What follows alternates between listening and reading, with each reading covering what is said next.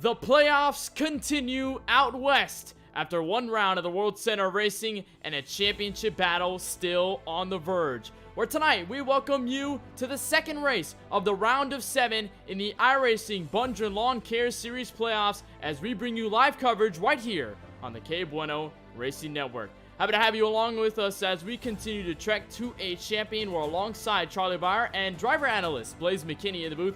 My name is Kenneth Bueno. And after what was a chaotic race at Daytona to kick off the round of 7, Charlie, we reach yet another super speedway, but kind of in a different configuration than what we saw at Daytona last week. But this is still a track where the draft is high, but the setup to Bristol in the playoffs to run for a title is key when we go here under the lights.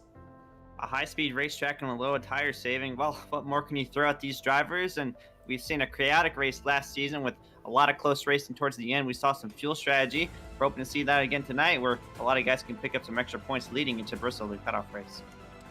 And Blaze, I'll turn over to you. Of course, welcoming you into the booth for the very first time. Obviously, I know this is different for you since you're usually behind the wheel, but knowing this race and the position you were in last season, unfortunately not able to run tonight due to a suspension, but this track does pose a large challenge when it comes to fighting for the ultimate prize. And for you, at least, in your take on a spectator side, what is it going to take here to set a driver up for Bristol, and how do you do so when you're a part of the playoffs running for that title? Yeah, honestly, I think it's just consistency. You're going to see a lot of pack racing tonight, and you just don't want to make a mistake, and it's just going to trigger a huge wreck. So I think you just want to be as consistent as possible, run up front. I mean, you're going to see some of these guys stay in the back, just kind of let the wrecks happen, but I think you just got to be as consistent as possible to try to stay out of the wrecks, as we're probably going to see a lot tonight with this pack racing. We're going to see a lot of like full throttle, barely lifting here in the beginning of this race. So yeah, it's just being careful in the pack, making your moves wisely, and just making sure you save those tires as well. And conserving your car probably will be the biggest factor, but conserving is probably not the motive for the playoff drivers here tonight. As you take a look right in front of your screen, what our playoff grid looks like. Saw what happened in the round of 10. Now you see Daytona highlighted in yellow. We have 2 races left before we conclude the 4 drivers that were won for a Season 3 iRacing Bundren Lawn Care Series title. Blaze, you're one of those drivers, but Aiden Kirker currently at the top with Parker White, Shani Mantova, Nick Miller, Cole Williams, and Glenn Bundren. Just a handful of drivers that we've seen battle in and out throughout the entire round so far. And Charlie, a lot of them in trouble. Glenn Bundren all the way in the back. He desperately needs a win tonight in order to really keep his championship hopes alive, while some people like Shani Mantova, Nick Miller, and Cole Williams, they're also trying to gain some well-needed points to push themselves in, even if they don't have a win to their resume.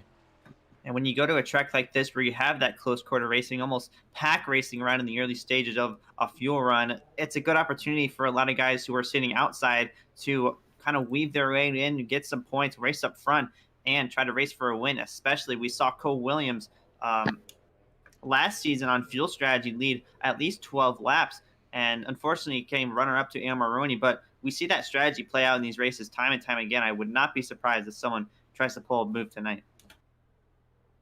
Yeah, Blaze, I know that necessarily I think you might be a little heartbroken knowing you're not out on track tonight, but a lot of drivers that I think as a question here could definitely be faced, considering you run with these drivers almost every week and you know a handful of them and their driving styles. In order for this track, know that guys like Cole Williams have proved themselves to be a driver to be at the end here at Auto Club, but for any of the ones, at least in these longer runs, do you expect any sort of chaos, any sort of aggression, or does it matter between the point standings that these drivers will have to either race for points and not necessarily for a ticket to Homestead? Yeah, honestly, I think a lot of these guys are going to race for points, especially the guys higher in the standings. They just want to conserve the lead they have. But guys like you said, Glenn Bundren, Shane D. Mantova, Nick Miller, who are under the cut line, they're going to want to be a little bit more aggressive, especially early in this race, to try to get their track position and try to stay up there and get those points, especially with the smaller car count we have. The higher you finish is going to be even more valuable because, I mean, farther down, you're just going to get less and less points. So I think Aiden Kirker, who's leading the points right now, and along with myself, I think we're tied right now. He's definitely going to need to take advantage of this to try to extend that point lead over myself and Parker White and Cole Williams, who is 10 behind Parker. So that top 4, we're all pretty close. I think it just depends on whoever has the best run here tonight is going to come away with the points lead coming out of this race. Well, unfortunately, with Aiden Kirker missing tonight's race, he will actually gain no points. So that will actually hurt him, at least in the longer run. Brady Wildman will be a substitute. We'll talk on that a little more later. But before we get, as you see, to the green flag, as you see the drivers greeting up on the racetrack, it'll be a good time to take a reference of where we are in the virtual world by taking a look at our KBRN Track Map with images courtesy of Google Earth. Step down into SoCal, Southern California. I think I maybe quote Tupac on that one. Auto Club Speedway opened all the way back in 1997, a 2-mile oval with a 45 degrees banking in the turns at a very large track. It's going to be hard to keep yourself off the throttle, especially as the tires are fresh and the cars still are ready to go. Before the moment, drivers are currently gridding, so it is our time to take a look at your starting grid, see exactly where every driver and your favorite driver, also with the playoff drivers, will be starting and rolling off the grid tonight from the Auto Club Speedway. On pole will be Francisco Bacquiao in the Boeing Toyota Camry for Eel Media Racing, a 39.939, enough to nab the pole over Nick Miller, playoff driver, with a 39.997. This will file out your row number 1. The inside of row 2 sees a past playoff driver eliminated in round number 1. That's Riley Marabello and the number 92 Toyota Camry. He'll start third, and to his outside Cole Woody in the 17th. He'll start fourth. Row 3, we're going to have Parker White in the number 95. On the outside of him is Brady Wildman subbing for Aiden Kirker here tonight in 39 car. Our number 4 will feature defending race winner at Daytona, Paul Granada, along with Preston Cope in the 24 making his return. He'll start in the 8th position. 2 key playoff drivers here coming into this one in row number 5 to the inside. Starting 9th is the 20 of Shane Dimantova, and the 82 of Cole Williams struck to his outside. And the next row, we have Mark Frempong in the 051, and to his outside is the 048 of Latham Joyner. And finalize your field, row number 7, PJ Mayer returning in the 061, where we'll off from 13th playoff driver Glenn Bundren in need of a win, desperately in a points hole. He will roll tonight for the 14th spot. Your 15th driver tonight in the period will be William Schmidt in the 79. This will round out your 8 rows, or at least 7.5 rows, rather, at least to start off this race. First time we see Francisco on the pole. Going to be exciting to see how he works over to the green flag and how he will pace this field. Remember, playoffs are still at a large battle, and Nick Miller going to be at the head of that playoff grid. Pace truck going to find its way off of pit road, and Francisco and Nick Miller will lead us to the green flag as we are playoff racing from the West Coast.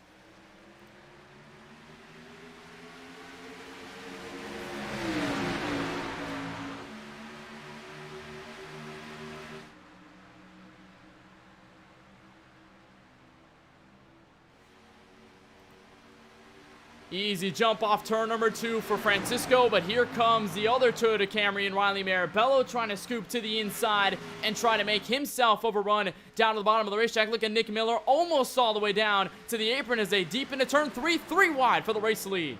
They're 3 wide for the lead. A bonsai move early on for the number 9 of Nick Miller, but it's not the first time we've seen that number 30 Toyota Camry. As he's loose in the corner, he will save it. Riley Marabello sideways as well. A lot of guys pouncing up that. Here comes Cole Williams on the outside. And Cole Williams will look to the outside as Miller will lead lap number 1. Francisco will have to look back for a second. You saw maybe with a little bit of damage to the rear end of his car as Parker White will already get through the field, and he's already pushing the issue to the inside. Will look for second, and now off turn 2 will try to be side by side with the driver of the number 30 machine. But Blaze, I mean, looking forward in these opening laps, we saw last season just how much of a pack race it was, keeping the throttle all the way down and keeping it flat-footed all the way to the rest of the racetrack. Before, you had to settle in packs, maybe drive and pinch the drivers to the bottom a little more. It may be a little bit different considering they've changed the setups over the course of the past couple months or so, but a lot of drivers still also looking for that pinch in the draft. Very heavy as you see a battle for position behind them. Yeah, for sure. Especially if you're in the lead, you have no car in front of you, no draft. The cars behind you are just going to pull right up to your bumper, especially if Parker White can get clear of the 30 here. I think he'll definitely get up to Nick Miller here. He's going to have to draft. The dirty air it's a big factor here, but I think with how wide this racetrack is, you can surge a little bit, run like a lane higher, half a lane higher, and maybe escape that dirty air. So far right now, you're riding on board with playoff driver Cole Williams, the one who won over at Dover International Speedway, the driver who punched his ticket into that round of 7 courtesy of that win. Remember, this is his home track. The driver born and raised out of California, and the driver who has been looking at that home track victory for so long. And he said before this race last night, when we talked just prior to the event, told me this would mean a lot for him if he would be able to take the checkered flag away, because not only would he be able to lock himself into the championship 4 with a clear run set for Homestead, he'll be able to win at his home track and call it here in the Bundren Lawn Care Series. Cole's been looking forward to this race for a very long time. Close quarters racing for that second position, as the 17 of Cole Woody nearly got into the 30 of Francisco Bacallao. But like I said, Cole Williams has been looking for this race to a long time. Oh so close last season, fighting with Aaron Maroney on that fuel strategy. So it's one of the racetracks that Cole says he's most confident at, and the most confident that he'll get a lot of points in. Well, the other Cole Woody has been looking and eyeing for second, and he will take it away. So now the only issue will be for him whether he can catch up to race leader Nick Miller and try to find his way around and take over the race lead. Cole Woody, not one of those playoff drivers, and I think, Blaze, you probably have a good amount of experience with that, racing around non-playoff drivers and ones who are looking for wins, at least, or just to have fun and run around the racetrack instead of running for a title. In order, from your perspective, how difficult is that when you're trying to run for points, you're trying to run for the elusive victory, and there are drivers who are not playoff drivers running around you and having to manage that throughout? Yeah, honestly, it's a really hard battle just to kind of give them respect to, because you know that you're racing for the championship, but they know that they're not. And I mean, every car on this track has the right to race for position, and there's just the line you have to draw with give and take on if you're going to be too aggressive or kind of give a little to the next person in line, especially if you have a guy like Cole Woody who's not in the playoffs. I mean, I don't believe Nick Miller's in the playoffs either. So these guys are just racing for the win, which is good, hard racing, but you're going to have guys like Parker White and Cole Williams later in this race who are definitely going to have some run-ins with some non-playoff drivers, and we're going to see how that plays out and if they make some contact or have a little bit of a run-in. Battle for position just inside of the top 10. That is the 79 of William Schmidt, who started at the rear end of this field and fighting with the 24 of Preston Cope, but that will settle out quickly as the 24 of Cope will move on by and have that position over that 79. But Riley Marabello has fallen back since the drop of the green flag, kind of went through the top 5, started in that second row, but has since then dropped all the way to the 8th spot, now tucked in behind the fellow Toyota Camry and winner last week, Paul Granada, who took the checkered flag dramatically at Daytona in a wild finish. But right now, we have the battle for the race lead up in arms. Cole Woody to the outside, and Nick Miller for the race lead as they dive back to turn 1. From 4th to 1st since the start of the green flag, Cole Woody has been nothing but aggressive in fighting for that position, and currently fighting on the outside of Nick Miller, trying to use that momentum down the back straightaway. But while these guys are side by side, that allowed the 30 and the 95 to both reel them in. That's just the effect of the draft on this high-speed racetrack. Nick Miller trying to make a move once again to protect that position. And Miller again looking to the bottom, but it might not just be enough. The dirty air going to be playing a factor into the way these cars handle tonight. Miller still able to hang tight door to door with Cole Woody, and we saw that a lot last season, Blaze, especially. I know you had, I think, the full-fledged view. I think you have probably the better view than all of us out of this, because you were here right in the midst of a pack, fighting for the lead, fighting for position, and it is just so tight when you have the cars pinching you and trying to move that air around and trying to make sure you're faster than the other driver. But when you're side by side, I think the simple case is you let the drivers behind you catch up, and that's exactly what the 30 of Bacallao is doing right now. Yeah, that's what I'm looking at right now, is just Cole Woody and Nick Miller right now just being side by side. It's allowing these guys behind him, especially the 30 of Francisco. He's just watching, just waiting for something to happen, and he also gets to save his tires a little bit more. These guys being side by side, it's going to hurt their tires more. And Francisco being single file, he can just kind of pick his line and just save his tires the way he wants to. And right now, he is pouncing right on the rear bumper. Going to push the 17 of Cole Woody directly into the corner. And going to try to use that middle groove, maybe take draft away from both of them in order to try and find some of that position, as Parker White will loom over for 4th. Maybe also will hunt if these guys tango. There is a battle behind for position, however, and that is between Brady Wildman and the 39, who currently is subbing for Aiden Kirker. Or at least it's shown as a 51 right there in his paint scheme, but he's currently battling with Preston Cope. And driver Glenn Bundren, who walked into this race in a very deep hole, had a wreck at Daytona. Oh, Cole Woody gets turned from second.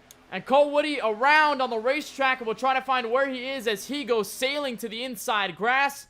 And caution flag waves for the first time tonight on lap number 10. And that was just close quarters racing off of the 4th corner. Francisco Bacallao just tried to squeeze into the high line. We'll get a replay of it momentarily, but it just looks like it just kind of ran out of real estate or maybe misjudged it off the corner. Try to take a look and see what happened, at least from a farther view. As you see, Cole Woody was on the outside at the exit of turn 4, and there is Francisco, I think, trying to duck to the inside, maybe pinch, and while also kind of wash up the racetrack, and then just barely got into the 17, kind of clipped that Ford Mustang just a little bit, but that was enough to send him straight around the racetrack. I don't believe he has picked up any damage. But a start for Cole Woody is he is already around the inside grass, and now everybody is bunched up for another yellow.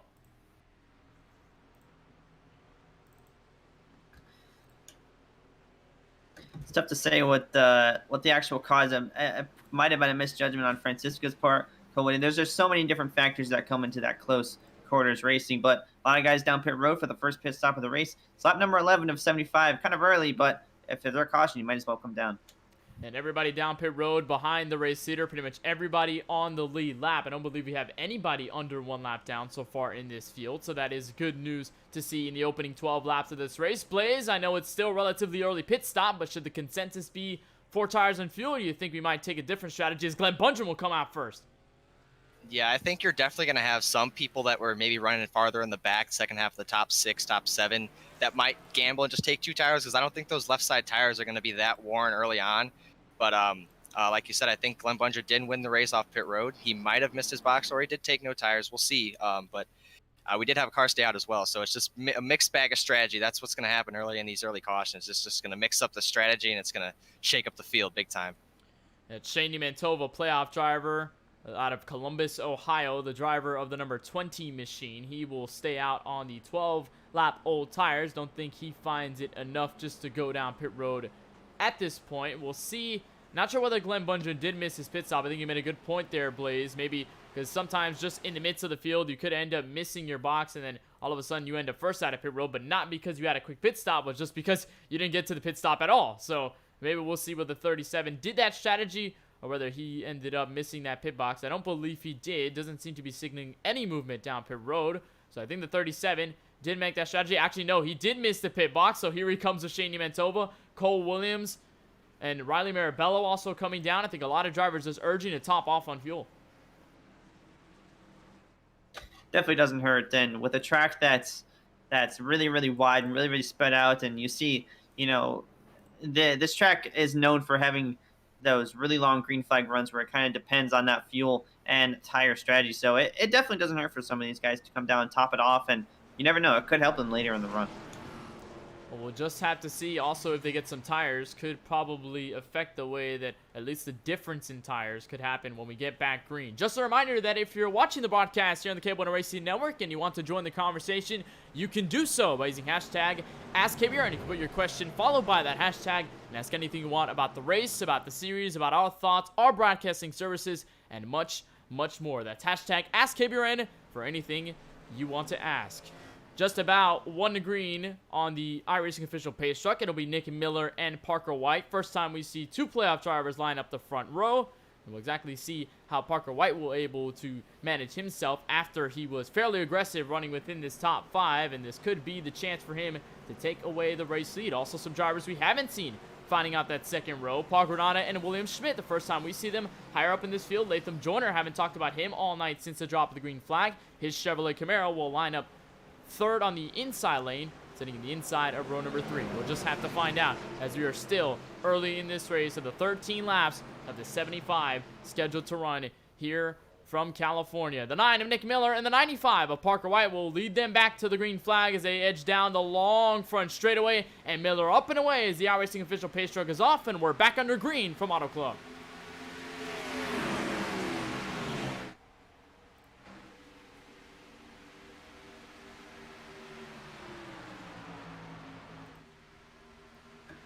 As a result of this caution, it's allowed for some of the guys who were running in the back in the first round to kind of come up through the field and race for the lead here, or really competitively for the second spot. That's the 79 of William Schmidt. Also, Latham Joyner follows, and the 04 Daytona winner Paul Granada. So William Schmidt will look to the inside, maybe just a little bit loose down to the bottom, trying to make his way to the apron, but so far not successful. Latham Joyner will either decide to push either driver, actually may force it 3 wide, actually will not, but decide to push the 79 for the moment and will edge back to turn 1. And Blaze, I think at this track, I know we talk about a lot of venues where arcing the corners is fairly important, where you have to find that car, dig it all the way to the inside, and make sure you're able to get the exit run off the corner, much like Latham Joyner is doing off turn 2 for position here in P3 from William Schmidt. But at this point, how important is that arcing? Because I know tire saving is also a crucial point in this race. You haven't really talked about it much, concerning we haven't had a long green flag run, but having your tires under you and arcing the corners in the right way can surely give you some benefits, at least at some point, I think, when you're going in that long green flag run and you don't have the tires that are not as fresh as they used to be. Yeah, for sure. Honestly, I think this track, out of any like 1.5 or 2 mile track on the circuit, this is probably the biggest track that you need to figure out how to arc the corner, just how wide and long these corners are. It feels like it takes forever to take the corner here. So you got to get the car turned early and just want to have the car pointed off the corner. If you don't have the car pointed off the corner, you're going to be tight and just pushing into the wall. And honestly, that might have been what caused that first caution, just Francisco pushing tight there off the corner. But just definitely getting that big arc in the corner will also save you some tires, not having to turn the wheel really hard off the corner.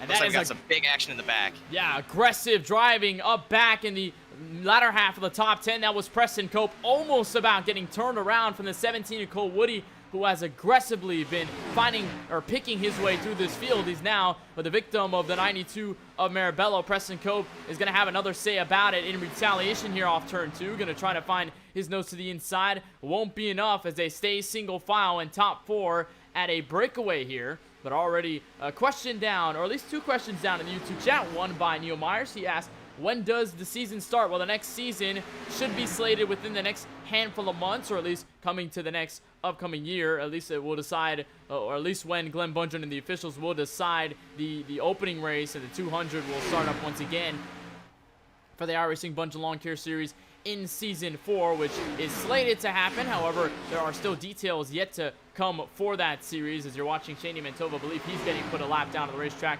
Actually, will be but 2 laps down on the racetrack. And another one by my sister, KBueno. She asks, what would you say is the most memorable race so far? Charlie, I will start with you. I know we've seen a lot of races in the Bundren Lawn Care Series. I think we're going to count all seasons that we've covered. But what has been the most memorable for you, I think? Oh, man, I can definitely cherry pick a few finishes that we've had in the series. You know, most notably being Chicagoland last season under the lights. There's also Chicagoland this season with the fuel saving strategy. There's a lot of plate races that had good finishes. But to me, I think the more memorable race is, oh goodness, I don't know. I would have to say the Phoenix finale of last season. That had a lot of changes for the lead in the championship, and you saw a lot of close quarters racing and heartbreak for some of those guys who were racing up front. So I would have to probably say the Phoenix finale of last season. Not necessarily a bad pick. I think we were going crazy when we saw everything happen when they were fighting for the championship, and obviously seeing Cole Williams come out in front out of nowhere to take the checkered flag. Blaze, you probably have the better insight than all of us here. I mean, you're a driver. You're a champion. You won that race. Or not, you didn't win that race, but you won the title at Phoenix last season. Behind the wheel, what has been the most memorable one that you have out of your career in the series? Yeah, honestly, for me, it was probably either the Iowa race we had last season. That race was just really fun to do with the fuel saving and the tire strategy. Iowa was a great track to have races at, and it was really fun with the long runs there. But probably number 1 for me was that Chicagoland race that Charlie mentioned last season. I'm not biased or anything. I just think that was a really, really fun race to do, really fun finish. Chicago was always a fun track to do, and I think for a broadcast standpoint, it was a really fun race for you guys to cover, and it was an enjoyable race from a driver's standpoint as well. Well, you did take the checkered flag there, so I'm not gonna discredit you there on that one. I mean, you carved through the field. I think I can agree with you both there. I mean, Chicago races, I think on both ends, either season has provided fantastic racing and wild finishes. I mean, Chicagoland, look at the contrast between Season 2 and Season 3 Chicagoland. It went from chaos in Season 2, lots of crashes, lots of hard battles for the race lead, and then all the way to the end, McKinney right here in the booth, they cut through the entire field to win the damn thing.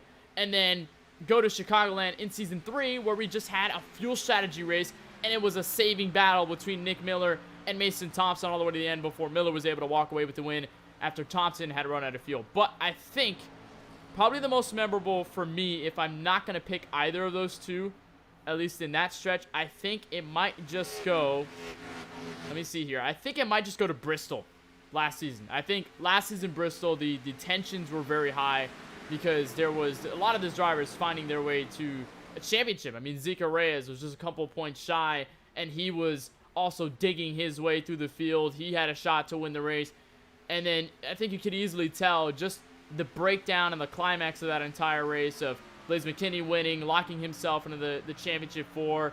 In that final race, Ezekiel Reyes with heartbreak, not being able to make the championship four, and then you just have that build-up again, knowing that next week was going to be the title finale. So I think probably Bristol last season takes the cake out of one of my most memorable races, but I think what you guys say is certainly in that category. As back to the conversation on the racetrack, Shane Manitoba has gone one lap down on the racetrack. Nick Miller is currently your leader by about 3 to 4 tenths over William Schmidt. Saw William Schmidt almost get to the back bumper, almost go side by side for the lead, but it has broken up, and now we might dip into, guys, what could be, Charlie, our first long green flag run of the evening. Yeah, a lot of guys, single file all the way back. A lot of these guys are just getting settled in, kind of preparing for this long green flag run, saving their tires. They know that's going to be really important with this large fuel tank, and probably going to take us very, very far into this run. So, I think that, yeah, it's definitely a good time for a green flag run. And right now there is the battle heating up behind about Preston Cope. That is the 82 of Cole Williams finding his way by the 17 of Cole Woody, the Ford Mustang and Toyota Camry. Also working off turn 4. Cole Woody will have the advantage out of the corner, and they will still be side by side. This is really the only side-by-side battle, Blaze, we have on the racetrack. But one thing you will notice as we move forward to the night, the sun is starting to set, the lights are on at the racetrack, and that means possibly more grip for the drivers in the racetrack as the tires complete the wear. Yeah, once those lights go on, I mean, it changed the whole complexion of the race. You're going to have more grip. The track starts to cool.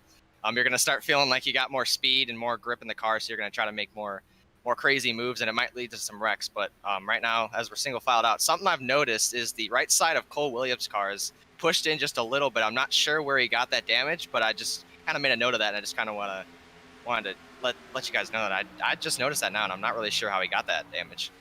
Yeah, it might have been some of the side-by-side racing. I'm not sure where he picked that up. I think I might have seen it earlier in this race, but he does have that right front kinked up just a little bit, and not sure whether that's affecting either the aerodynamics on the race car or whether that's slowing him down. It doesn't seem to be hurting him too badly, so at least that's the good news for Williams, is that he'll be able to still gain position, still be relatively quick on the racetrack, although he has some of that damage as you see him get by Preston Cope. That is for the 6th position.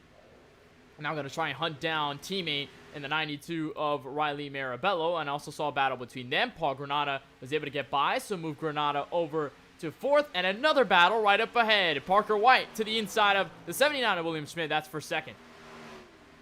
We saw Schmidt battle side by side for the race lead for Nick Miller, and obviously that's taken a toll on his tire wear. Racing that close with him, that's definitely gonna wear out your tires really, really fast, and especially when you're gonna dip into a long green flag run. So I'm interested to see how Schmidt handles this as he drops back to 3rd place. And he'll go back to 3rd, so Schmidt will have to muster what he can, or at least try to get back up to the Toyota Camry up front. But currently it has all been Nick Miller, has led all but about, I'd say, 3 laps in this race, and has easily been the most dominant driver tonight, and a driver who missed a couple weeks ago due to an injury, and now finding his way back, and some well-needed points here as he was sitting 3rd in the point standings just last week. And now Miller currently holding about almost a 2nd gap over Parker White, at least at the most right now. I think this is the longest we've seen Nick Miller, or at least gap the rest of this field. But Blaze, I mean, looking now, we're probably going to see, at least in some way, a green flag strategy start to come into fruition. And we saw that last season, and you were a part of that. How much of a toll is it, knowing that obviously you're focused on racing, you're focused on saving your tires, you're focused on what's happening out on the track, but you also have to play the mind games. You have to be in that strategic mode at least all the time when you're under a green flag run, knowing when you're going to pit and trying to figure out what you can do to maximize either track position or time on the racetrack. How is that behind the wheel when you're thinking of all those things at the same time? Yeah, for sure. Especially here, I think the tire wear is going to be pretty harsh on the right front tire. So especially if you pit a little bit earlier, if you play those games and if you're like the first car to come down, you're definitely going to have those couple laps on the fresh tires, and you're going to be able to gain some time on those guys that are still on the track.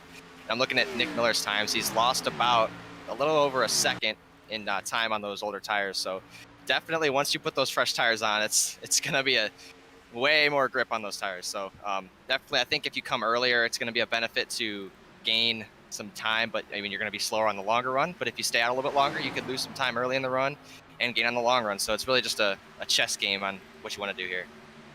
Certainly is a chess game, as now the top three have spread amongst themselves. Gap might start to close, at least at the last time. Parker White was just a tad bit faster, 41.519, while Miller had a 41.578. We'll see how they work once they cross the line for lap number 31 of 75, and currently approaching our halfway mark of this race, as everyone is now starting to spread out amongst the field. And I think for now, Charlie, the most part, while we're looking at, I think, some battles on the racetrack, there's a battle behind Bundren under Wildman. That's for just the last spot in the top 10, at least in the playoffs now. I think the setup is one of the biggest points of conversation, because you're going into Bristol not just blindly, at least unless you put yourself in that position. For a lot of these drivers, it's not necessarily about the elimination race. It's not about how many drivers get eliminated and when they do in that race in particular. They want to actually plan a little bit ahead, make headway in those first two races of the round, and then not have to worry about Bristol. Maybe if they worry maybe a little bit instead of being their backs against the wall completely and them having to really panic and do some drastic efforts in order to find their way forward to the championship four. And Auto Club has been one of those tracks. We saw Cole Williams, Glenn Bundren, handful of drivers gain some well-needed points off of Auto Club, and has surely shown to how important Auto Club has been within this round of 7. But I mean, throw Daytona in the mix, and it surely changed the entire complexity of this playoff picture. And I think that's just the nature of this new playoff system that's been introduced, and pretty much anything NASCAR related is you want to have a good first two, right? It could come down to the last race, but you don't want it to. You want to use those first two races to get as much points as you can, get as much of a lead as you can if you're in a position where you're the points leader, and with that win you're in situation as well, you have to come in with that factor. There's so many different factors. It's so unpredictable, and that's really what goes into the entertainment of the playoffs. The playoffs give that a lot. I mean, when NASCAR introduced it back in 2014, I think turned a lot of heads just because of how different the playoffs were compared to the original standard point system a lot of people were accustomed to at that time. And then now just switching over to playoffs where you win and you're in. You win a race and you are locked into the next round. You are guaranteed a spot. And we've seen it already this season. Cole Williams being one of those drivers to win at Dover in the round of 10. Saw the Charlotte Roval winner, Aiden Kirker, not having to worry about the rest of the races in the round of 10 after he won the opening race there and pretty much just had to just attend the races, and he would be okay regardless of the finish he had. But you know, that's the nature of it. And at this point, Nick Miller has been showing out to the rest of the field that he desperately wants to point his way into that championship 4 battle. But look no further. Parker White has slowly been crawling in the gap. It's been from about 9/10 of a second down to 3/10. The driver of that 95 Toyota Camry still urging in and slowly putting the pressure there to Nick Miller. Yeah, I think when you look at who can save the tires the best here in this series, you're looking at these top 2 right now. They earlier in the run, you saw everybody was just kind of pretty close in the single file line, but as the run goes on, you see who really can save the tires, and it's come out to Parker White and Nick Miller. And also I've seen Cole Williams as well. He's just driven through the field so quickly, and he's up to 4th now, and he's closing in on William Schmidt now for 3rd. So I think the longer you get in this run, just the more you see who really can save these tires and who's really got the tire conservation down at this track. And Cole Williams, one of those drivers known as, quote-unquote, to some drivers in the garage, a tire-saving god. One of those drivers who knows how to save tires here in this newest iRacing tire model and has been proficient at just that on long runs. You kind of fail to to not see him in the longer runs, at least carving his way to the field or gaining position. That's exactly what he's doing right now. And Blaze did mention that he is carving through third, so he's slowly catching up to the 79 at William Schmidt and might be also catching up to the top two as they continue to try and cluster themselves together. Got another question down in chat. Asks, do any of you have a favorite paint scheme in the season or anyone that sticks out to you? Maybe tonight or maybe throughout what we've seen in the entirety of the Bundren Lawn Care series. Charlie, I'll start with you. I know you are a guy who likes to look at the paint schemes and you're one of the guys who makes some paint schemes yourself. What is that, or how, or what has been the most outstanding paint scheme to you in this series? I'll answer that in a moment. Nick Miller has officially started the pit cycle. He's down on pit road before Parker White could, and he's going to get that pit sequence started. But back to the paint scheme talk, it's going to be pretty biased. You know, I'm a big plane guy. I'm a big commercial airplane guy. I'm a big Boeing guy, basically, and I'm going to have to go with the number 30 of Francisco Bacallao's Boeing / Il Media Racing paint scheme. That's a very, very good-looking car based off of the Boeing show planes that they have that you see every once in a while. Amazing-looking car and amazing-looking planes, basically. I'll go on that since I'm an Airbus guy. But nonetheless, still a gorgeous scheme tonight. But I think one scheme that stood out to me, I think through this entire season, I'll go over what they are tonight, is Nick Miller now is getting out of pit road. He is the first driver to start this pit cycle along with Preston Cope, as he has gone down to pit road as well. He'll get his service and continue this fuel cycle on throughout. One of those I'll go through has to be the 55 of Brody Garner at Darlington when he ran the Aaron's throwback. And I think the entire Proximity Racing team had run throwbacks in that race for Proximity Racing for a handful of different drivers, handful of different teams. Two of them ran Aaron schemes, but one of them was Brody, and he had ran, I think it was a tribute to David Runeman and the 00, but in the 55, and it had the dog on the front, and it said Brody instead of Aaron's on the front. I think that was one of the best schemes I've seen in the season, or at least in this season. For tonight, I think probably I'll stick there with you, Charlie. I think Francisco has the best looking paint scheme. The Boeing paint scheme is now, he's down at pit road. He's also concluding this fuel cycle. Blaze, your opinion on this issue? Yeah, throughout the whole season, I mean, this is hard. We've seen a lot of really good paint schemes this season, but man, you guys are putting me on the spot here. There's so many good paint schemes this season, but honestly, I've always loved the Nova cars when they had it was just really colorful. Like Dylan Bason's paint scheme when he won at Talladega. I really like those cars. And also just, I mean, it's a simple car, but Parker White's Bundren car always just sticks out whenever you see it on track. It's just, you know who it is whenever you see it. You know it's Parker when he's got the all green grass Bundren car. So, I mean, for at least most notable, it's probably Parker's. I think an honorable mention for me, this paint scheme was run at Talladega this season. It was run by Mark Frimpong. It was a Christmas paint scheme. It was Christmas Austin Designs, designed by Austin Johnson. Amazing looking paint scheme, very, very festive for the time. And yeah, that's definitely one of my favorites and possibly one of my favorite paint schemes I've ever seen. Yeah, I think Frimpong's, his Christmas scheme when we ran at Talladega certainly was a pop-out for sure, and I think he did fairly well. And one of those aggressive super speedway drivers nonetheless. He's been one of those drivers, at least to show out on the paint scheme side, as here is Paul Granada. And speaking of Noah Sim Racing, Blaze, he is down pit road, so he will also try to complete that fuel strategy. Did see Francisco also dip down to pit road. He had overshot his box just a little bit, but was still able to get his service nonetheless. And now we are still waiting on the leaders. Parker White is now, here comes White down pit road. He will be hard on the brakes, being almost locking it up down to the entrance, but he'll be okay. He'll make pit road speed. Cole Williams will be net P1. And now we continue to surf our way through lap number 41 of the 75 laps here at Auto Club Speedway, and it is our time to go through the field. And we'll start with the driver who has still yet to complete his pit cycle, the number 82 of Cole Williams, the driver for Il Media Racing, the winner at both Phoenix last season and the Monster Mile this season in the playoffs, has been eyeing on his hometown track ever since it appeared right back on the schedule from last season. Remember, he had a rough opening state to the race in Auto Club last season, but ended up finishing within the top 5, right behind winner Aaron Mulrooney at that time. And Cole Williams is no stranger to a track, much like his hometown, as he continues, and now he will go down pit road, but he is currently holding your first spot so far.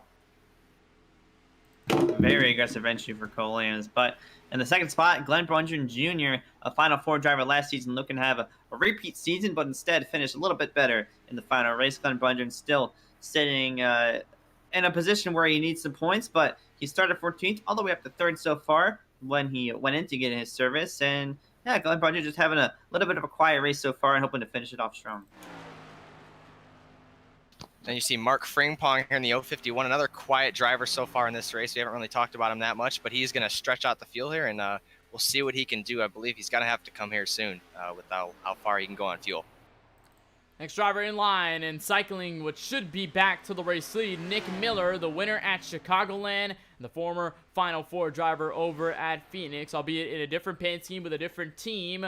But so far, Nick Miller has brought his dominance and his strength throughout this entire season once again, and has found himself in a place to potentially lock himself to the championship 4 if he can grab the checkered flag at the end of the 75 laps here tonight. Currently has led pretty much almost this entire race apart from this fuel strategy, and he is yet to be challenged. We saw Parker White slightly catch up, but it was never really enough to really put the pressure on Nick Miller, and Miller has easily been the most dominant driver since the drop of the green flag. Driver started in 2nd, and so far now back to the 1st position. One of the guys to beat all season. He's led so many laps in this series so many times, but only has 1 win to his name. Unfortunately, just does not have the results to show how strong this number 95 is. But Parker White has had a very, very strong season so far. A lot of 2nd place finishes to his name, 1 win at the Daytona Road Course. So we know how strong he's been, and he is definitely one of the drivers that we talk about every single race. He's one of the drivers that I'm really confident that'll pull out whenever he needs to. So Parker White currently sitting 2nd after the green flag pit stops. Next in line, we have the 79 of William Schmidt. He has had actually a pretty surprising race here today. Hasn't been shown a lot of races this season, but when he has raced, he's been very competitive. He was up racing for the lead early in this race, and right now he is sitting in the 4th spot after pit stops. Currently sitting 5th is the driver back in iRacing Bundren Lawn Care Series competition after his appearances last season. That is the 24 of Preston Cope. Started in the 8th position, has currently clawed his way to 5th, but that's been the highest he's been all race long. Has had a couple moments where he's almost been sent around, and has been a part of a numerous amount of battles so far tonight, and currently under pressure in another battle from the driver right behind Latham Joyner. But Preston Cope having a solid run, sitting clearly within the top 10, and has a good shot to actually run near the top 10, and if you have a yellow, could actually be one of those aggressors up front. Latham Joyner, one of the most aggressive drivers we've seen in the iRacing Bundren Lawn Care Series, and yet another quiet driver this race. Close quarters racing with the 24 of Preston Cup as well. We've seen Latham Joyner pop up every once in a while this season and last season, but you know that every super speedway race he shows up, and he is one of the most aggressive in the field, along with his good buddy Mark Frempong. So Latham Joyner definitely going to be a competitor if that yellow were to come out, but still having a quiet race in 5th place. And right behind him, we have Paul Granada, our winner from last week at Daytona. He is not a playoff driver, but he's just here to try to get some good finishes in, and he took the win last week, looking to go 2 in a row. He's currently sitting in the 6th position. He's been having sort of a quiet race, but he's slowly worked his way to the front, and he's up to 6 now, trying to get the top 5 away from Latham Joyner right in front of him. Driver who started in 3rd, the Media Racing driver of Riley Marabello, has had a rough running since the beginning of this race. Not necessarily rough in the moment that he's been involved in incidents or anything, but just rough in terms of that he has not been able to claw back up to where he started in this race, and has fallen back to as far as about 10th or 11th, and now has been settled right now in 8th place, looking to catch up to the drivers that we had just mentioned, Cove, Granada, and Joyner in that little small pack just at the latter half of the top 10. But Marabello, currently one of the drivers who was eliminated not too long ago, and is now currently just trying to gain some momentum in the final races of this season. So far doing a swell job of it. Currently just a little bit of damage on his Toyota Camry, but sitting 8th, not too bad in top 10. Francisco Bacalhau, not the first time we've seen him up front earlier in this race at a track like this. We saw him race up front, close quarters racing with Aaron Mulrooney, the 2-car, when we went to Michigan earlier this season. But Francisco Bacalhau from the pole led no laps, but sure had something to say for that race lead early on in the race. But Francisco has had an unlucky season, to say the least, and unfortunately has not pulled out the results he wanted. But with that pole tonight, he sure made a statement that he is one to compete with. He currently sits just inside the top 10 in 9.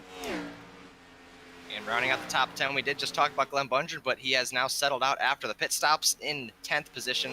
Another quiet driver, but he has a clean car, and that's probably the best thing you can do tonight, especially in his case. He's got to race his way into the Final Four, and he's doing what he needs to do right now. Just keep a clean car, but he needs to try to get some more spots to get in that top 5. Final drivers to round out this field will include Brady Wildman subbing in for Aiden Kirker. He currently rides 11th with Mark Frimpong. Just recently mentioned him and his paint scheme in Talladega. He currently is sitting in the 12th spot. Shani Mantova, playoff driver, has had so far the worst luck of the night, has been trapped a lap down and has not had any yellows to get him back on the lead lap, and he currently sits 2 laps down on the racetrack in 13th. Final drivers in this field, Cole Woody, who disconnected, and PJ Merrill, who did not get to the green flag. So unfortunate for those 2 drivers, including Woody, who was having such a strong run early in this event. But that concludes your Through the Field here on the KBueno Racing Network, and currently just 25 laps shy of the end of this race. It's been another flag to flag event, or not actually flag to flag event. Well, 1 caution to split us up, but very early caution, and we've been green ever since. Nick Miller still about 2.5 seconds ahead of the 95 of Parker White. One thing about Parker White, he joined a new team not too recently. He went from McGrath Simsport over to Merrill Motorsports and has since been obviously one of the performers out on that team. Got a couple of wins in official racing, including some of the C-Fixed wins over at Daytona, and the Daytona Road Course. Has been a dominant driver in that venue, and I think we saw it here in this series, the driver who won that race. So right now, Parker White on his new team, and not necessarily different colors on his Toyota Camry, but a new team, I think, gives some good news, Charlie, especially when you're introduced to brand new faces and you want to make a good impression. I think Parker White has just done just that. I think so, but the task that he's faced with right now, he's just about 2 seconds behind Nick Miller, but on the other side of that, he did pit just a couple laps later than him, so his tires are going to be just that much better, and being just a little bit better will make a huge difference, especially when we're just dipped under 25 laps to go. So I think by the end of this one, if a caution were not to come out, I think it was definitely going to be between the 9 and 95. Cole Williams about 7 seconds back, a little bit further than I guess what he was expecting, what I was expecting out of him. So we're going to have to see how it all plays out. Remember, he also has the freshest tires out of anyone in the top 3. He pitted 9 laps ago. Meanwhile, Parker White has pitted 11 laps ago. Nick Miller crosses the line. He has 16 laps on his stint. So White is already chipping into that race lead with some of that tire advantage. And we talked about it earlier at the top of the broadcast, Blaze, where the tires so well fitted here at a track like this, where the contrast between a driver on new tires and a driver on old tires is just striking, and it's just so much grip compared to the driver in front if they're on older tires. And right now, White is currently slowly getting to that race seat and might be at the benefit, but don't look now. Cole Williams is a little further back. Remember, he's a good driver at tire saving, proficient at that, so we may see these 2 drivers near up front at the end of this race as we're now 21 laps out. Yeah, Parker has just been closing in on Nick each and every lap, just not even just a little bit, by a lot. He has been about 4 to 5 tenths quicker the last 5 or 6 laps I've been looking at him, and he is there. He's in his draft now. He's gonna be able to get to his bumper, but the trouble is Nick Miller's a hard guy to pass, so you're gonna have to work your way around him, and the hardest part isn't getting to him, it's just getting around him, and we'll see how that plays out here as this race comes to a close. Yeah, but it may not be hard to get around Miller, especially with the extra grip that the 95 has. This is the closest we've seen the leaders almost all race long, now down to 1/10 between Parker White and Nick Miller. It'll slowly come back to turn 1, and Parker will maybe look to the inside. Here comes the pass for the lead. Parker almost contact as Miller shuts the door at the entrance of 1 and 2, but could there be an exit for the 95 as they head off the 45-degree banking, now side by side for the race to lead? Not unexpected from the 9 and Nick Miller to try to defend that position. Parker White going to be on the inside here. He's going to be in the best spot heading into the corner, and change for the race lead with just 21 laps to go. Parker White in the number 95, but not done yet. Cole Williams closed. As I mentioned that he was 7 seconds back, he closed nearly 2 seconds on the leaders there. So never mind what I said earlier. I think he could play in a factor coming to the end of this. And currently riding with the 20 of Shane Mantova. Some of that extra draft could also help, and could also help Shane Mantova if he follows Cole Williams along through the rest of this race. Remember, Shane Mantova is also on some relatively new tires, so at least he can maybe try and use that draft to his advantage, maybe unlap himself and just hope for a yellow for the rest of the event and get that lucky dog. He's really the only driver in this race that is 1 lap down that is still running on the racetrack, so that is something to note. And the gap for the lead has already come out to about 0.3 of a second, and those fresh tires are surely coming to benefit the 95 of Parker White. But a big question here, Blaze, and I know you have experience with this on the racetrack, especially with the drivers around you, when you're on a strategy like this, maybe using the grip is good early to gain track position, but it's about holding it. If you use your stuff too early to gain that position, you'll probably start to fall back as maybe the drivers behind, the drivers that you pass, start to save a little more. Yeah, especially in Nick Miller's case, I think that's what happened to him. He got those fresh tires earlier than Parker White, and he just tried to use them a little too early to get that gap in. I mean, which he did. He did get out to about a 2-second gap on Parker after the pit stops, but I mean, once you use that early, it's pretty much done. Parker is a great guy at saving tires as well, just like Cole Williams, and just minded his time there saving those tires. I mean, he had about, I think you said like a 5-lap better tires than Nick did. So, I mean, just that advantage alone is going to give him, I mean, 5 to 6 tenths better speed each lap, and he's gapping them. But I mean, I know Charlie, you did mention Cole Williams. He is closing in still on these top two. He continues to close in. Here's a battle for 8th place. That's Preston Cope and Glenn Bundren, who on this strategy was just at the edge of the top 10. And is now currently running in position to gain some more spots, and also will be more points to the benefit of that 37. Know that he's had a rough round of 7 and a rough playoffs overall, but even then, the 37 has looked bleak in last season, and then was still able to find himself to the championship 4. So not saying that the 37 can't pull out another one out of his hat and possibly get back into the conversation of the title and also run for a championship over at Homestead Miami Speedway. At least for now, he is currently trying to push that 24 into the corner and back up front. It is now 1.1 seconds between leader Parker White and second place driver Cole Williams, and now, or at least second place driver Nick Miller. Cole Williams is currently running in 3rd and now closing separately into each of the drivers so far. I think I want to mention one driver in chat, or somebody in chat that we've seen in the Bunch of Lawn Care series before, Semi Yahya, who had mentioned a paint scheme of his Camaro, or Camaro Stang as he calls it, a Mustang dedicated paint on a Chevrolet Camaro, as Shani Minto was just strike the wall off turn 4. 2 laps down, that number 20 is, and I don't think it'll affect his position that much, as he is the last running car on the racetrack. So yeah, it's still not good for his right side, though. It's still going to affect the handling, but not much to lose for that number 20. And what I've noticed, Nick Miller has actually gone down pit road again. So I'm not sure where the strategy may lie here for the driver of that 9 machine, but he'll lose track position easily, and not sure whether there might have been an issue or maybe something else along the lines, but Nick Miller going to be the sole driver down pit road here.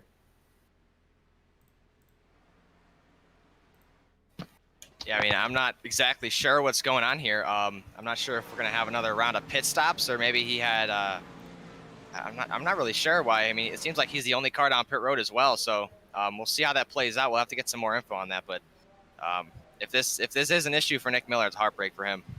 And you see him there. That was the replay, just him slowing back down to pit road speed, and now he is exiting off pit road. Saw the drivers go about, I'd say, 29 to 39 laps on a stint. That's as far as I've seen it stretched, especially when you look at Mark Frimpong, who stretched it the furthest out of the rest of the field. Could it be a genius strategy here by Nick Miller, or could it be one that puts him in the grave for this race? And it probably will lock out any chances of him grabbing the race win so far. We'll just have to see, as we are now just about 14 laps out from the end of this race. It's been green ever since our first yellow on lap number 10. And for now, Parker White continues to hold strong on the race seat. 4.8 seconds over the 82 of Cole Williams. Got a question by iCrit67 in the YouTube chat. He asked, does anybody have to stop for fuel? And that is what we're wondering right now, Charlie, whether it is a 2-stopper or a 1-stopper here to cut it through the middle, or to pit one more time. Do you think we might have to see the leaders head back down pit road, or do you think we might see a saving effort by somebody to grab the race win in the final 13 laps or so?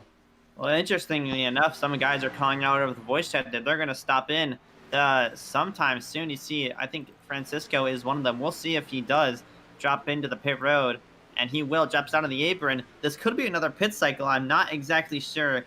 I wasn't informed what the fuel window is, but we could see another one-stop race to the end of this.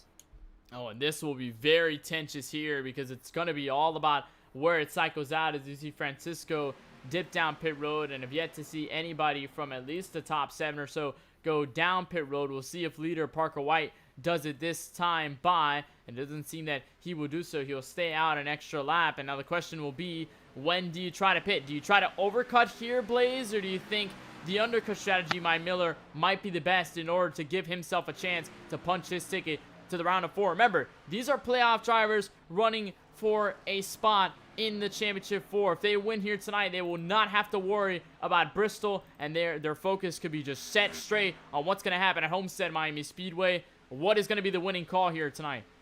Yeah, in my opinion, if we do have another round of pit stops here with Parker White and Cole Williams and the rest of these guys, I think pitting earlier is going to be probably more beneficial, considering we only have 10 laps to go. So if you pit later, you're not going to have enough time to get back up like Parker White did earlier in that run, as he pitted later than Nick Miller. He had enough time, about like 10 or 15 laps to get up there, but there's not enough time this time. So I think if we do have to pit again, like Parker White and Cole Williams, all those guys up here in the front, Nick Miller might be in the best spot since he pitted so early. But we'll see what happens here. It's going to be interesting how this plays out. And also could couple in the fact that, remember, we've seen drivers save fuel all the way to the end. I think if you recall, the league owner himself has had experience with that fuel saving strategy, where he won the Ice Car Truck Series race at this very venue by doing just that, saving that fuel and riding pretty much on fumes to the checkered flag. And as you're riding on board with Parker White, there's been no signal of saving fuel, so he is going straight for the two-stopper, hard on the brakes down a pit road. Cole Williams will not follow. He'll stay out on the racetrack. And now it's all about the timing here as Riley Mirabello comes to the outside wall, spinning across down a pit road. Don't think there'll be a yellow flag. Luckily, everyone escapes a yellow there, but for Mirabello, that's hard damage to the right side of his Toyota Camry. Well, I guess he just turned that right into a pit stop there, but I believe that was the 04 of Paul Granada, who was a lap down from, I'm not sure exactly. We're going to get a replay of this one. Paul Granada is a lap down from Riley at this moment, and it looks like, it's important to take into note that Riley is on old tires, and I'm not sure if Paul was just expecting him to speed up off the corner, but they definitely made contact with each other, to say the least, and that made a ton of right side damage to Riley's car. He was running third at the time. So you're riding on board, and right there the 92 just checks up a little bit, just washing up the track, and then from there I think there was slight contact between Granada and the 92, but at least for then, Mirabello will have to suffer with some damage on his race car. And now it's going to be all about this cycle as Mirabello comes out of pit road. Williams is the next driver in line, and it's about the top 3. Cole Williams, Glenn Bundren, and William Schmidt, drivers who so far are still electing to stay out this time by. We'll see if Williams heads on the brakes. He will not, so he'll stay out an extra lap. And now, Blaze, this will start to come to question, because how far will it take for White, Miller, and all the drivers who went down pit road in order to catch all the way back up to the guys in the top 3? Yeah, I mean, if these guys that are trying to save are actually going to try to make it to the end here, I think they're going to have to save really hard, so they're going to be off the throttle a lot. I think Parker White and the rest of these guys might be able to get there, but something I am noting is Glenn Bundren. I'm looking at him. He is clutching into the corner and down the straightaway, so I think he is full on trying to save to win this race. I mean, he's got to. He knew he had to come in here with he had to come out of here with a win. So he's got to go all out here. He's going to try, and we'll see what happens.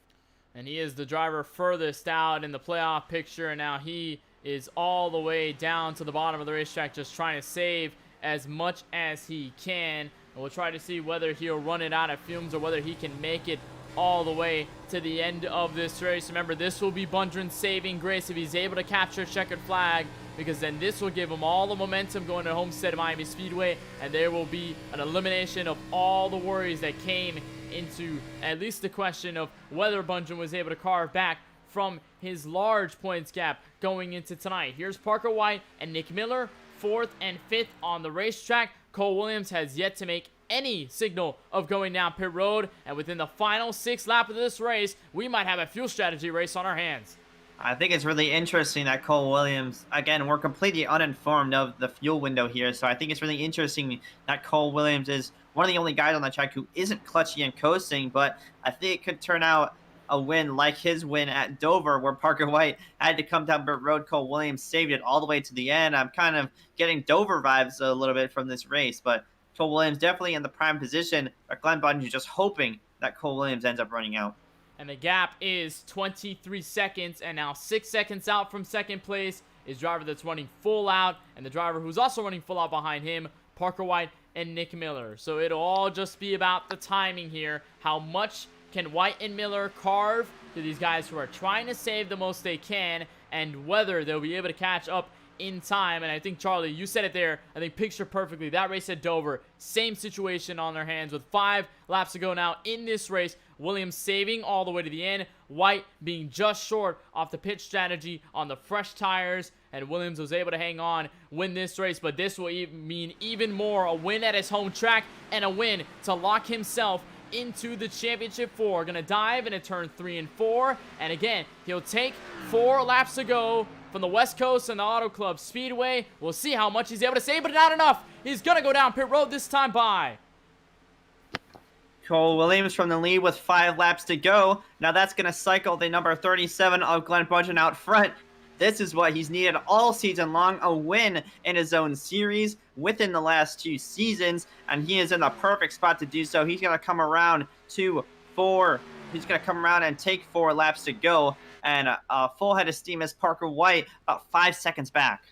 We'll see if he's able to carve up in enough time. 3 laps to go for the 37 of Glenn Bundren here at Auto Club, and so far Parker is starting to close in, just barely coming out of turn 2, and now it'll come very tight as to whether Glenn can hold on for the rest of this race. Williams will end up falling down to 4th as he's now cycling out of pit road, so at least the top 5 could still be in the cards for the driver of that 37, but the 95 is starting to catch up quick.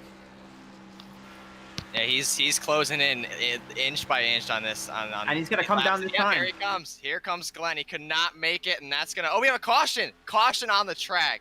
Caution with 4 laps to go as Glenn Bundren was just entering pit road. It is Riley Marabello in the 92 around on the back straightaway. That is perfect for Glenn Bundren. He just came in right in time, and he's going to have the freshest tires. If all these guys pit on this yellow flag, Glenn Bundren's going to be out front in the lead with fresh tires. That is, oh my gosh, wow. That is very, very lucky. We'll find out what happened to bring out this yellow, and I think it might have been another tango here with the 92 of Riley Marabello catching up to Latham Joyner here. And actually, they made contact, dooring each other all the way. And Latham Joyner also got collected in this as well. And you see the 92 was trying to make space to the outside. Gets right into the 3. They go door banging off the back straightaway. Then the 92 goes careening back down the track, sending the 3 around. And I don't think it was Marabello as he went hard into the inside wall that caused the yellow. It was Joyner who was slow on the racetrack, spinning around in his car. And now this changes the entire profile of this race. Take a look from the in-car cam of Latham Joyner.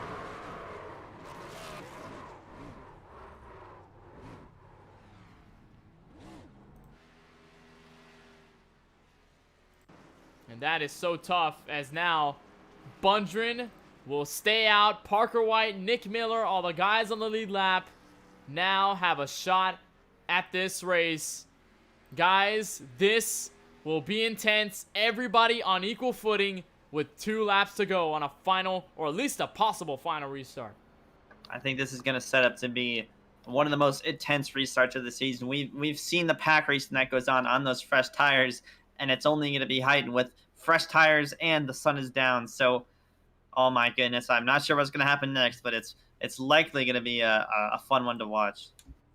So Bundren leads everybody down pit road, and we are under caution for the second time here tonight. 3-lap dap to the finish, about to come up underway. Don't go anywhere. We've got more coverage here on the KBueno Racing Network, and don't go anywhere and don't get out of that seat. This will be a fantastic run to the finish. You are watching the second race of the round of 7 in the Bundren Lawn Care Series playoffs from the Auto Club Speedway.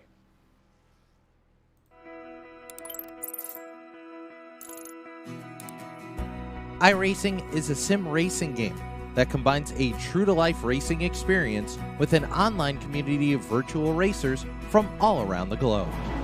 iRacing offers a multitude of officially licensed cars and tracks, laser scanned with millimeter accuracy. Their car models and mechanical systems are based on real-world physics, engineered in cooperation with manufacturers and race teams. Their skill license system ranges from rookie to pro, ensuring members are always pitted against those with similar skill sets. Members are able to sign up for a weekly race series, compete in time trials, host a private race with friends, and participate in racing leagues created and run by the community. With over 170,000 members, iRacing works in partnership with renowned motorsports organizations like NASCAR to deliver virtual races based on the real-life NASCAR Cup Series, as well as many other series on the NASCAR ladder. iRacing also features team racing, providing a variety of options for members to create and manage their own teams. Race with friends or real-world teammates in full-length endurance events like the 24 Hours of Daytona, Spa 24, or the Bathurst 12 Hour.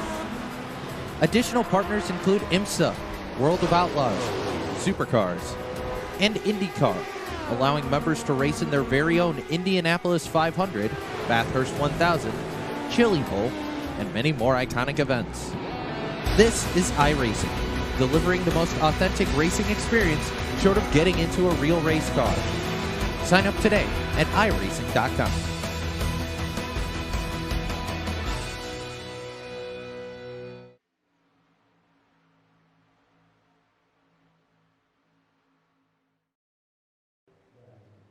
Welcome back to the Auto Club Speedway in the round of 7 for the Bundren Lawn Care Series, about to go green on what might be our final restart of the evening. Everybody on equal footing. Glenn Bundren and Cole Williams at the top of the field, but not anymore. Spinning to the inside. Williams hard into the pit road attenuator, but we're back under green. No caution by the officials.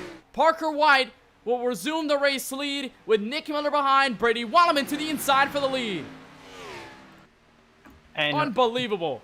And Brady Wildman, the furthest up he's been all night, subbing for Aiden Kirker. But it's going to be the two drivers up front of the 95 and the 9 car. An aggressive move to the inside for the race lead. This is for the lead and the win. Here comes Nick Miller to the inside. Miller to the bottom into turn 3 will make the room stick. But the question will be, where will the crossover come back? Here comes the 95 back up to the track, to the outside wall, door to door for the race lead, as we'll take the white flag one more time around the 2-mile venue.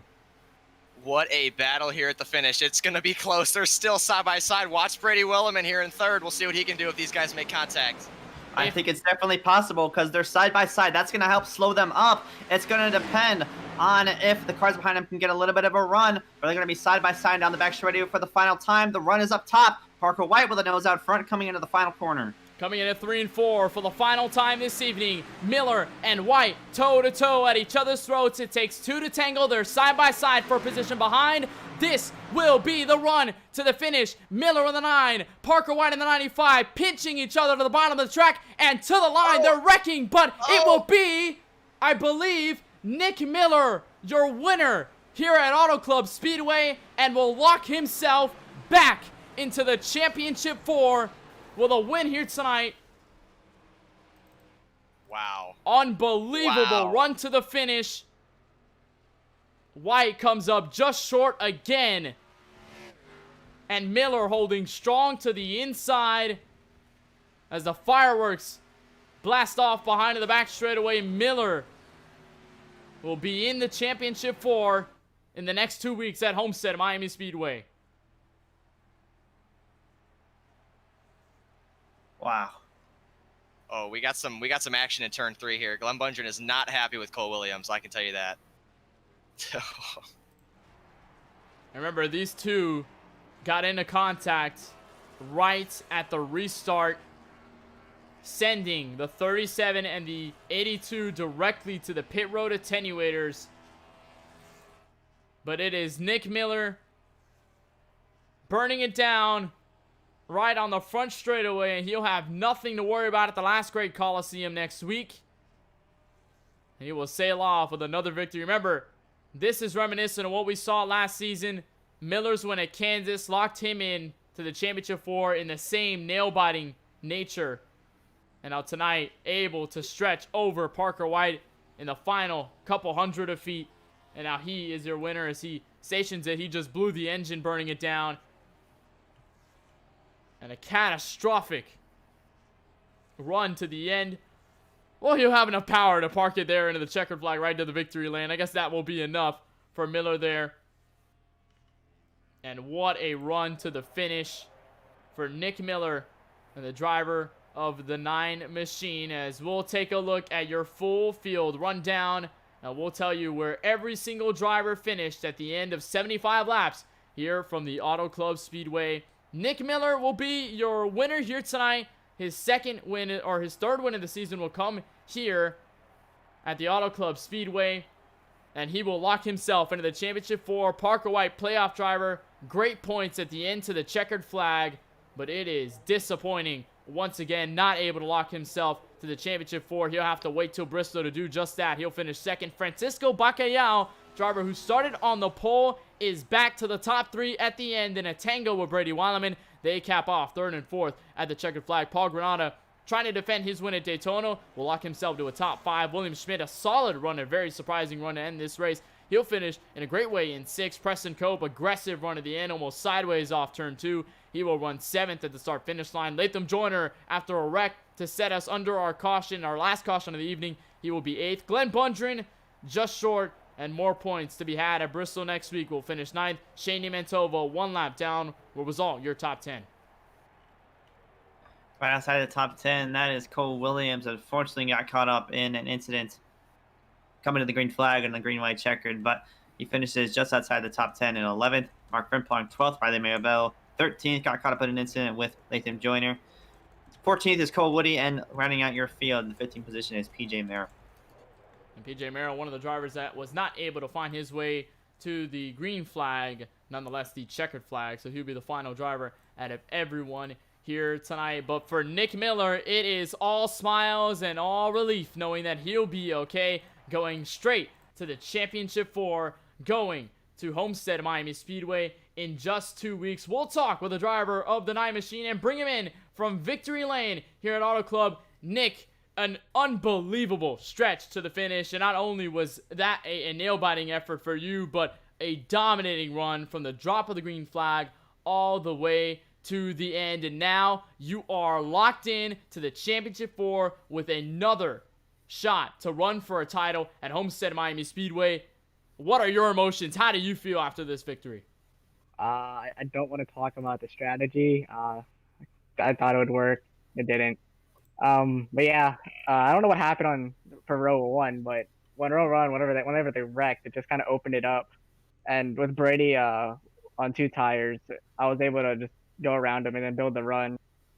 And earlier in the race, when I remember battling with Cole Woody and then I think Schmidt for a couple laps, I just stayed on the bottom, and eventually it would like pull out. So I figured if I could get to Parker inside, I could probably win the race, and it just so happened that I did. So I'm glad we're going to Homestead and not Phoenix like last season, because I have a better shot, I feel like, now. Yeah, now I think it's impossible to talk about this parallel from last season where you were in the same spot. You won the race at Kansas last season, and that locked you in, punched your ticket to Phoenix in the Championship 4. Now that you have it here, how much of a relief is this now that you're in the same position you were in last season, where you already have yourself locked in? There's no need to worry about the points racing at Bristol, and now you can set your full focus on what's going to happen in South Beach in 2 weeks' time. I mean, especially going to Bristol, it's different. I don't have to race as aggressive and all of that anymore. But I mean, I think I do like Bristol, so I'm definitely still gonna try and at least go for a win. I mean, and also with Bristol, I mean, I know Homestead iRacing and the dynamic track's all broken, but Bristol could be a bit of practice if for whatever reason we need to run the wall at Homestead. So definitely would still try to win Bristol, but I probably won't be as aggressive. Well, this will be all relief for you, knowing that you will have a second shot in a row from Season 2 to Season 3, and you're in the same place now, going to be running for a title at Homestead Miami Speedway. Before we let you go, Nick, I know that you've probably been in all different types of situations to win races. Phoenix, calamity field, but you hung on, you were able to win. Then comes Chicago, fuel strategy, and now Auto Club, another nail-biting run to the finish, and you take the checkered flag. Before we let you go, I know there's a lot of people that make it happen for you each and every week. Who are those people? Any team sponsors or anyone else that gets it out for you on the sim in this victory here tonight? Although no one shows up, I got to thank SBM. It's been kind of my go-to route for teams now. At least until Road to Pro. We're still looking for that Road to Pro team, but as of now, SPM Racing are doing it pretty well on the ice car side of things. That's great. Well, certainly, nonetheless, our congratulations go out to you, Nick, for this incredible win here at Auto Club, and I'm going to be running for a championship in 2 weeks' time. Congratulations again, and of course, we appreciate the time you joining us, and we look forward to seeing you at Bristol, and most importantly, Homestead when we talk for the championship battle. Thank you.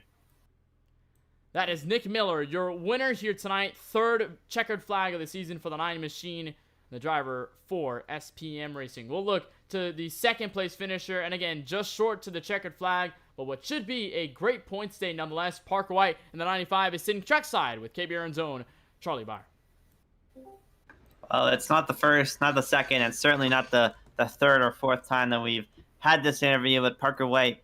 Just comes up short once again, and unfortunately we'll have to dwell on that and transfer it into next week. Parker, just describe that last grid checkered and racing for that win.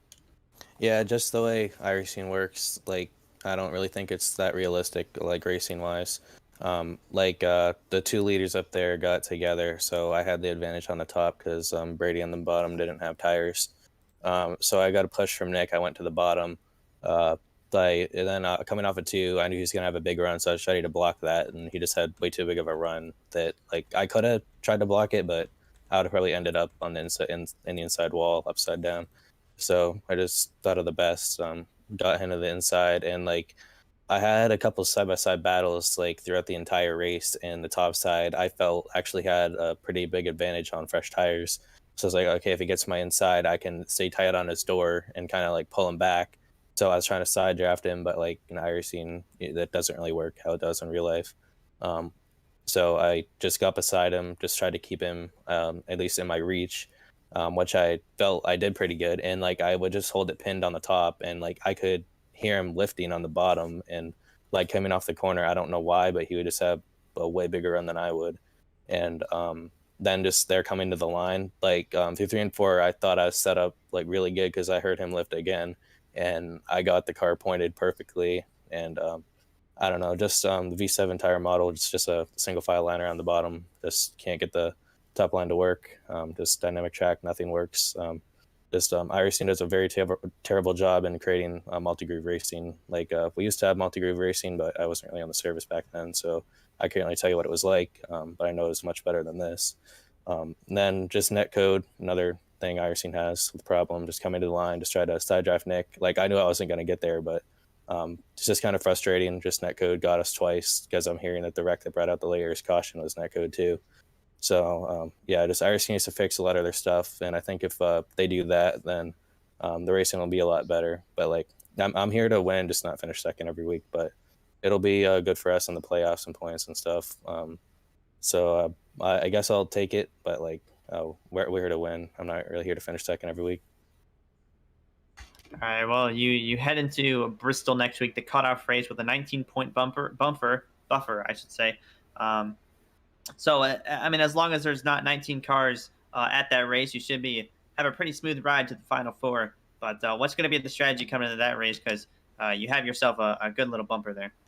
Yeah, well, I'm just going to try to play it how I do every other race, just at least try to have fun with it, even though, like I said, like iRacing's netcode and stuff, like, I might even ended up in, like, a netcode wreck, and if more than the 19 cars shows up, then we might be out of the chase. So I don't know. We'll just hope for the best, do what we do every week, and just try to have fun with it, and we should be fine. All right, Parker, thank you once again for coming on here and racing with us tonight. Before we let you go and see you next week for the cutoff race, do you have any teams or anyone that you'd like to thank for make yet another second-place run possible? Yeah, I've got to thank my team, Real Motorsports, for giving me one of mine as a winning car. Just iRacing's just how it works, just didn't really play out in our favor. I've got to thank Bundren Lawn Care and EL Media for being on the car here tonight. And, of course, I've got to thank you guys up here at KBRN for all the amazing broadcasts every week. All right, thank you, Parker. We'll see you then, man. Yeah, no problem. Yeah, it's like I said, it's not the first, second, third, or fourth time we've had this interview with Parker White, who came just short, and yeah, he's gonna have a bit of a buffer next week, but we're just gonna see what happens. Well, nonetheless, we'll look to the driver who finishes third at the start-finish line. Coming to the finish, Francisco Bacallao, his first top 3 in the Bundren Lawn Care Series career. For him, he is sitting trackside with our driver analyst, Blaze McKinney, down pit road. Hey, Francisco, you got us? I got you, Blaze. You had a really up and down race. You started on pole. You got migrated back through the field, but at the end you came third. How'd you make it happen? How describe your crazy race for us?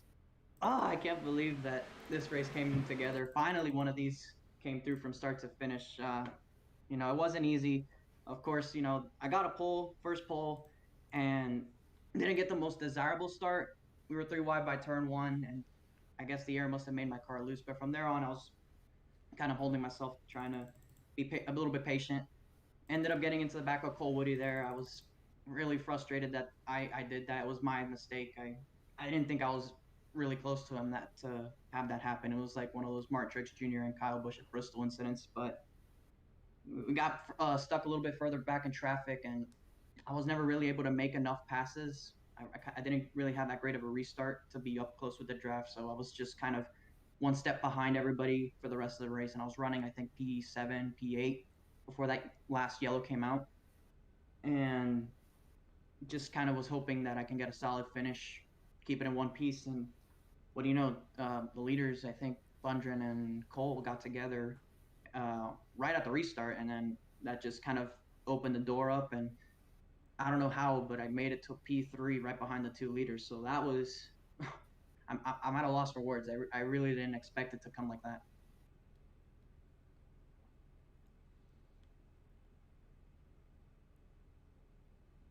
And Francisco, I know that the third place, I know from some of the luck you've had in the past couple of weeks in this series where the promise was there. It seemed as though you had strong cars each and every week. You had solid performances, and then things just wouldn't go your way. How good does this feel knowing that now it has turned around completely and you finish your third in what was quite possibly your most successful race all season, where you nabbed the pole, you were there up front for a good handful of race, and you had your issues to solve, but you solved them and you were able to claw through, and now you're a last step of the podium here in third place at the checkered flag here at Auto Club. I know you can hear it in my voice. I'm just thrilled. I was hoping for a good run tonight. I'd done a lot of practice at this racetrack, just trying to make sure I can get the line down and just make sure I can save tires as good as I can. And there was at times during the race that it was just not going exactly the way I was remembering it from these sessions, but I was trying to make the best of it. But considering the way the season has gone for myself, I mean, I know it's my first full-time season, and it's not just a full-time season. I'm still learning stuff on iRacing. I haven't had it for about 5 months, really. So it's just every single time I get on the racetrack, I'm still learning stuff that I need to do, stuff that I need to manage, and it's a lot, but I'm getting there, and hopefully this is a sign of things to come in the future. But it feels so great considering all the bad luck I've had ever since that first Daytona race. A lot of it has been mistakes on my part, and I know that, but I've been minimizing them as the weeks have gone on. I had a top 10 in Las Vegas despite my issues there, and a top 5 here tonight, a podium finish, and I'm just really ecstatic. I know it's just, I really don't know what else to say. It's just, I'm so happy about this, and I just can't, I don't know. I'm kind of trying to not stutter, but I am. Ecstatic, no doubt, here for a third place finish. Francisco, I know there's a lot of people that make it happen for you on the sim, although it's been just a short 5 months. I know there's a lot of people I know that you probably have to thank, and of course your performance here tonight. I know you feel very good about what's going on, but describe at least the teams, any sponsors, or anyone else you decide to give the shout outs to from this Boeing car that Charlie has said is his favorite paint scheme tonight. So I guess I'll also give that to you. Wow, I didn't know it was going to be his favorite of the night, but thank you, Charlie. Yeah, I just want to thank everybody at EO Media Racing. Everybody puts in a lot of work. They really try and help out each other so we can all get better and try to have runs like this. Riley Marabello, Cole Williams. We've done a lot of practicing together, and of course everybody else on the team, from Bridger Olson, and yourself being the administrator, Charlie the owner. I'm glad I was able to have a solid run for you guys here tonight. I also got to thank Z Customs Diecast, Stealth Energy, Appella Gaming. Those guys help out the team immensely. And of course, you mentioned it, the Boeing on the car. I was definitely excited to bring that paint scheme out here tonight. It was the first time I run it in this series, and ironically, the plane really took off and got the pole. So it's very ironic that my run that I had tonight came with this paint scheme, and it's fitting. It's fitting. I really like Boeing. Well, a car that has a plane on the side and flying to third place at the end of this one. Congratulations on your finish here, Francisco. Your best finish in your Bundren Lawn Care Series career. And, of course, we appreciate the time that you spent with us here in the booth and talking to us. And now we just wish you the best of luck now in the final 2 races. I know you're probably counting one specific track on the schedule, and I think I can as well as a hometown myself. Homestead in 2 weeks, but Bristol next week. I know you'll probably put some effort for that. So we look forward to seeing you for the rest of the final 2 races of this season. And, of course, we look forward to seeing you once we kick off things again. But for now, on the track for next week at the Last Great Coliseum. Thank you, guys. Enjoy, and I'll see you guys at the next couple races. That is Francisco Bacallao, third place finisher in his Toyota Camry to finish here at Auto Club Speedway. But I'll bring it back up to the commentary box, and I'll join once again Charlie Baier and Blaze McKinney. Guys, this was a wild race from, I think, finish to finish. Not necessarily start to finish. We had a tame race. We had a good amount of normal racing, but there was a lot of strategy to play into this one. I think there was a good balance between some of the longer green flag runs, some of the pit strategy, and then all the way to the end, the chaos that unfolded. This is the final shot now, Charlie. If you're a playoff driver and if you're not in the Championship 4, I'm looking at drivers like Glenn Bundren, looking at drivers like Shane DiMantova, those drivers who are still trying to edge their way to the Championship 4, and it's going to be a dogfight for that final spot in 4th. What is left now? What is going to be the next step here if you're those drivers, and what do you have to do now as a playoff driver to muscle where you can and try to get the best at Bristol to be there at Homestead in 2 weeks? Well, Bristol is definitely the last of the toss-up races kind of this playoff picture. We went to Daytona already, those kind of races, but Bristol is going to be nothing but calamity, and it's going to open up the door for a lot of guys to come in and score a good finish, possibly make their way into the Final Four. People like Cole Williams, who were bumped below the cutoff line after the conclusion of this race at Auto Club, after he made contact on the restart and kind of went into the tire barriers. So his work is cut out for him. It's going to be nothing but calamity over there, like I mentioned, and it's going to be a crazy race. And Blaze, this will be first-hand experience. You're coming back to the series and to the playoffs at Bristol in the final race of the Championship 4. I'm going to instead direct this over to you, since I know you're going to be a driver yourself there and you're going to be with that pressure as well. What is the mindset going to be for you now that you're going to be back on track instead of being up here in the booth, which you've done a fantastic job tonight? But you're going to be back where you have spent the rest of the season, out on track, fighting for wins, and now you're in that position still to run for a Bundren Lawn Care Series Championship and advance to Homestead. Yeah, the mindset, I just got to get my mind back on racing and just focusing on practicing to get the checkered flag next week. I don't believe I'm going to be in a race-winning situation. I just got to get some good points. I mean, not just for me, for every driver in the playoffs right now, for Bristol especially. The way that track is, you just got to be consistent. Just save those tires. Make sure you don't grab that wall. It's really easy to hit the wall at Bristol, running the high line, but you just got to be consistent. And for myself and all those other guys that are trying to get in the Final Four, just points, especially if we don't have a lot of drivers entering these races. We have about what we had tonight with 15 guys. Top fives are going to be really, really important. So especially if Aiden Kirker also returns next week, we'll see what he can do. I know he missed this week with Brady Wildman finishing 4th, a good run for him subbing in, but we'll see what everybody can do next week at Bristol. Like Charlie said, it's gonna be crazy. It's gonna be chaos. So I'm excited to get on the track, and I know you guys are excited to broadcast this race. Well, it's certainly going to be a lot of fun, and we will wrap ourselves up from the Auto Club Speedway as we move forward to Bristol next week. Only one race left before we decide the Championship 4 that'll make their way fight for a title in Season 3 of the Bundren Lawn Care Series in South Beach at Homestead Miami Speedway. That'll do it for our broadcast of round number 14 of the Bundren Lawn Care Series season and the playoffs from Auto Club Speedway. Our congratulations go out to Nick Miller, a winner once again in the series, and he will be the next advancer into the Championship 4. So for all of us, or all the people at the Bundren Lawn Care Series, for Glenn Bundren, Shane DiMantova, Blaze McKinney, all the officials that make everything possible, for all of us here in the booth, for my colleagues, Blaze McKinney, again, thank you for joining us and a fantastic job here tonight. And Charlie Baier, my name is Kenneth Bueno, saying good night from California Lovin'. We'll move forward to Bristol next week at the Last Great Coliseum to decide the Championship 4.